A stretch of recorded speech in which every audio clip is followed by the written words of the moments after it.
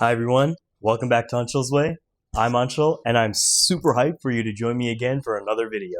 Today I've got another great video for you guys because today I'll be talking about St. Patrick's Day in Chicago and basically what happens during this incredibly insane weekend. Before you watch this video, check out the last two videos first because that's where I give the purpose of why I created this channel in the first place. I'll put those videos in the description below. If you're new here, I just want to give you a huge welcome and I'm so glad that you're watching. Definitely subscribe if you want to be part of this journey because when I win, you, the subscriber, will be right there with me. Now I love St. Patrick's Day in Chicago. It's genuinely one of my favorite days of the entire year. I personally started coming to the St. Patrick's Day festivities here in Chicago during my first year of college in 2014, and I legit have not missed a single day since then, except when they canceled it during those 2 COVID years. Now, the number one reason why I love St. Patrick's Day is because the entire city is in my favorite color in the whole world, green. The food, the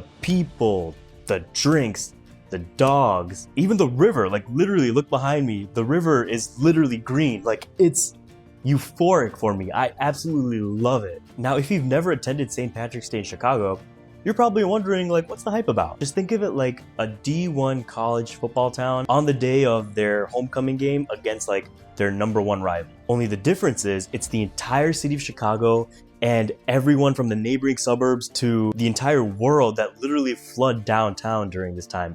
It gets insane. It's such a unique experience because you have people, high-fiving each other on the sidewalk, or Irish bands that are playing the bagpipes like along the Riverwalk, people taking shots, and strangers making toast together, and even people yelling "Celtics suck" at you throughout the entire day. That might just be me. It's funny because there's this one instance where my friends and I are waiting for the elevator, and the elevator was like really full, and there's this one guy that's like in the back corner of the elevator that was like, "Hey, Celtics suck." And my cousin turned to me and he's like, "Dude, is that normal? Like, do people actually heckle at you for being a Celtics fan?" And I'm like, yeah, they do. But so how St. Patty's pretty much differs from any other holiday in Chicago is pretty much the fact that it starts as early as 8 or 9 a.m. The reason why it starts that early is because that's the time when a lot of people host their pre-games, myself included, because it's before the river dive, which starts around like 10:30, and it's also before the bar crawling starts, which is around like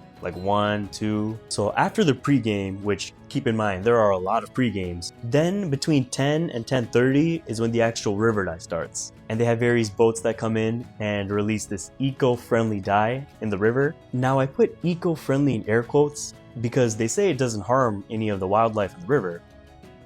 But what's to say there's still wildlife in the river? Fun fact was 1962 when they first dyed the river green. So after the river dyeing, it's pretty much the unofficial start of the bar crawls. You have some people buying bar crawl tickets where they can hop from bar to bar, and you have some people that just go to their favorite bar and celebrate all the crazy deals that they have. Oh, and by the way, if you liked any part of this video, definitely give it a like, because I would really appreciate it. Aside from the normal reasons what makes St. Patrick's Day so great, I think the best part about St. Patrick's Day is that it's open to people from all ages and all walks of life. On one hand, you have the typical hammered college kids, but on the other hand, you have parents taking their kids in strollers. You have elderly couples that are just walking by Millennium Park, some even waiting in line with you at these bar crawls, which is quite fun.